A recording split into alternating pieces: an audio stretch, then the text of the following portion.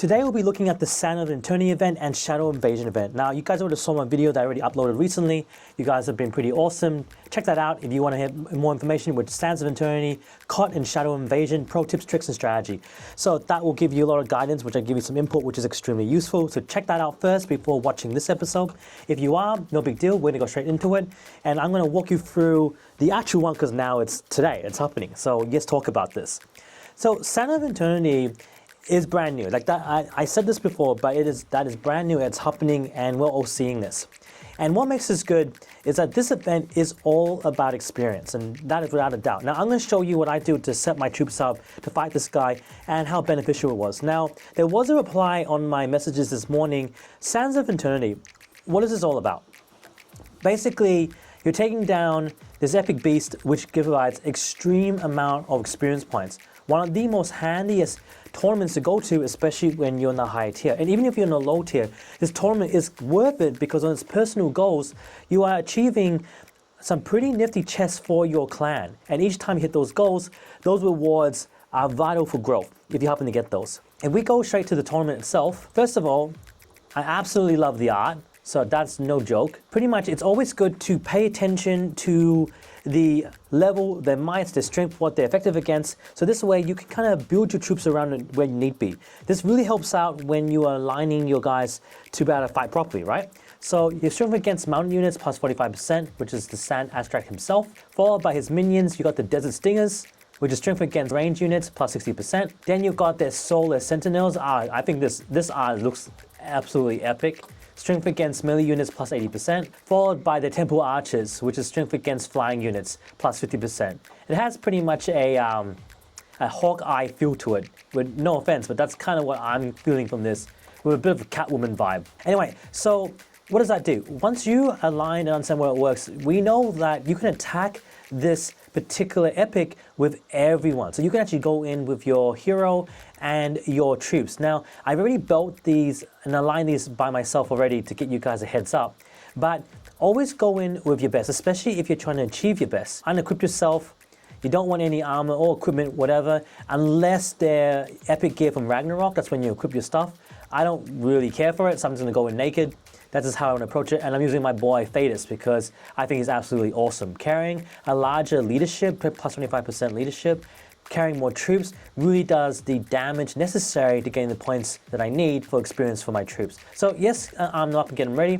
Now you don't have to do it like I do because I get pretty lazy, but you can if you wish. So we're going to go for the attack, and the idea is pretty simple. And pretty much how I do things is that when I get my troops ready, the idea is pretty simple.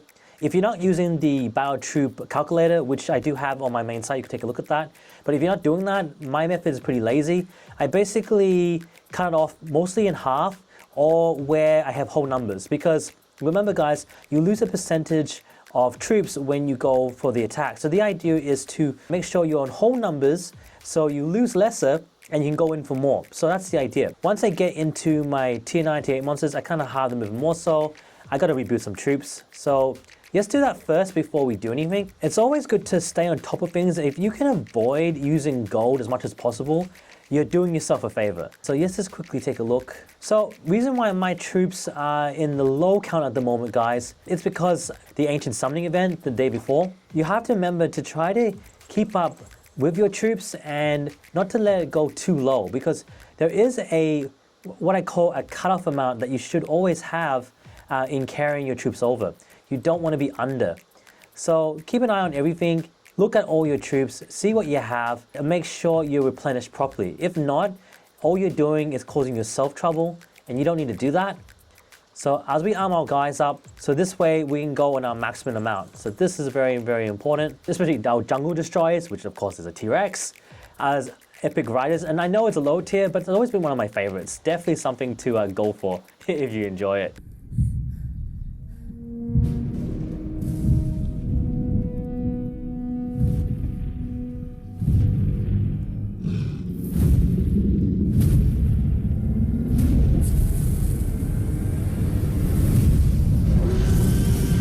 Anyway, I couldn't help myself. I thought that was pretty awesome because I absolutely love these T-Rexes. I know that's random, but I thought you might enjoy that a little bit.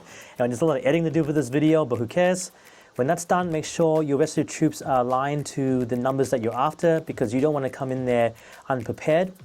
And once you are happy with what you have here, we can now go on to the charge. So how do I prep myself? So I'm pretty lazy when it comes to doing anything, especially if I can avoid it. Be wary about your division as well, because that determines how much more hits you have to land. But it's still a great tournament to go through, depending no matter which division you're in. Okay, so this is my alignment. Basically, go with your best attackers. So I would use Cleo, Beowulf, Skady, and Thetis, being my main hero. This is a really good alignment. You guys can copy it if you want to do the same. Always bring in your dragon, which also increases, strength, better for battle experience, VP, CP a lot. So always equip your dragon with you. And then what I tend to do is divide my troops evenly, so that way I have enough to go in a few times if need be, without overkilling myself. So you can take a look at those numbers. You can use the same thing if you wish, but it's not ideal. I just something that I do because I'm pretty lazy. So with my tier 9 monsters, I usually tend to go with 100 troops. There are a few things I still have to refix this, but it doesn't really matter. Wherever need be, I just re-edit the numbers so that way I have the right amount. So that's pretty easy. I tend to go in, usually I go for about 100 troops. Yeah, there are specific things for strength, might, health, and so forth. But again, guys, if you have things you want to say about that to me, I'm pretty lazy. Okay, that's as simple as that. I just want to keep it simple, and you're still going to get a lot of points if you follow the same structure. So don't feel that you're not going to score well. You're still going to score extremely well despite anything, and that is from experience. So guys, pretty much I lost a lot of troops here. I'm not too really fazed by that, my lower troops. All right, now we are pretty much good to go. We'll go for the march. Always bring your Ragnarok gear and your best troops aligned when going through tournaments that matter. And this, guys, this one is one of those.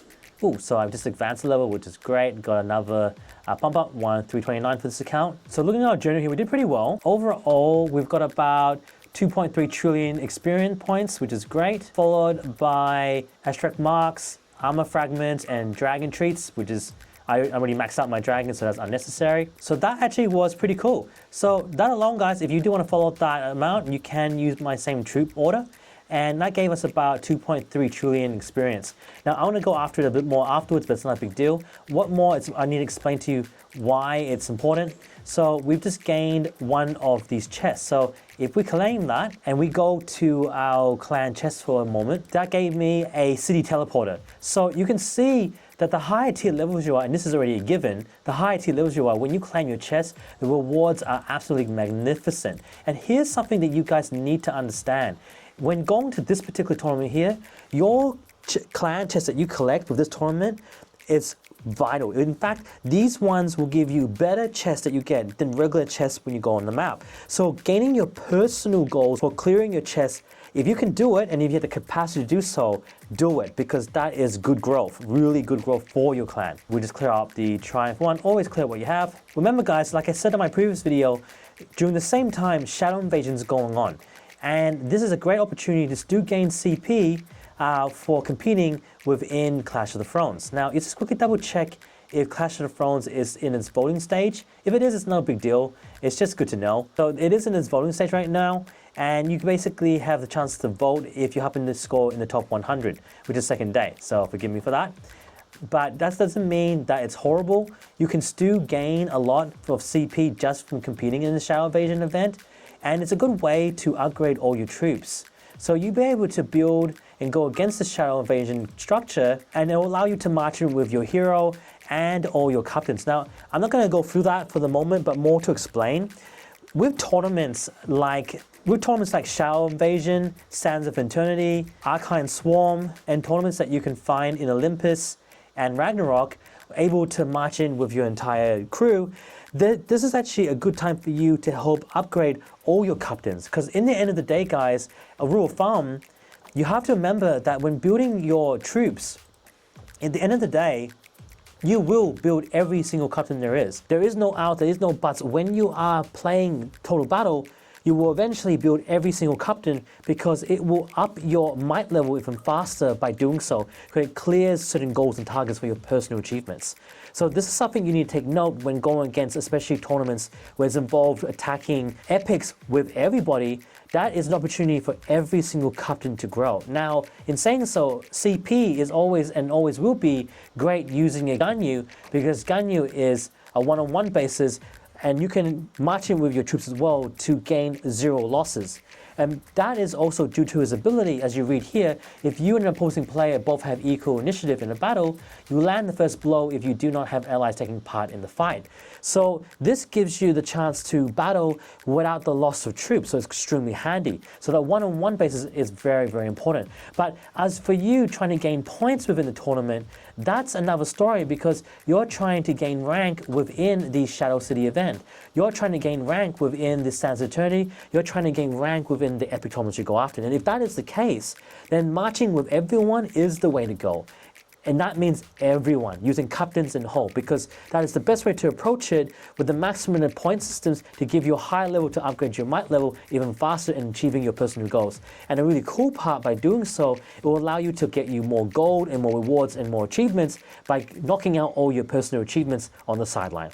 Anyway, I won't go too much deep into that. That should be easy enough for you guys to understand. I'll see you guys again in the next TBF episode. Bye now. Hey guys, I just want to say thank you to my amazing patrons here. And guys, like always, subscribe to the main channel, because that always helps out. Every little cent goes a long way. And just to say thank you, I want to say thanks to Brad, Jocelyn, Merceline, Maintry, Mohammed, David, Not Only For My Watch, and Flyroy. You guys are absolutely amazing. I look forward to more people joining our amazing community as it keeps on growing, and forever always, Total Battle Forever. Thank you. Hey Warriors, before you march off, here's how to stay connected and power up your game. The TBF Alex Patreon is officially live. Look at the link below. Join the TBF family for exclusive perks, early content, behind-the-scene updates, and a private chat where we hang out and plan the next big moves together. And if you want to track your progress like a pro, check out the #1 chess tracker for Total Battle, the TB Clan Portal affiliate link below. It's your ultimate tool for mastering events, rewards, and strategies. For all business inquiries or collaborations, reach out to me on totalbattleforevergaming@gmail.com. And if you're serious about growing a gaming channel or want to team up, let's build something epic together. Subscribe, join the army, and keep the battle alive. This is TBF Alex signing off. Let's go.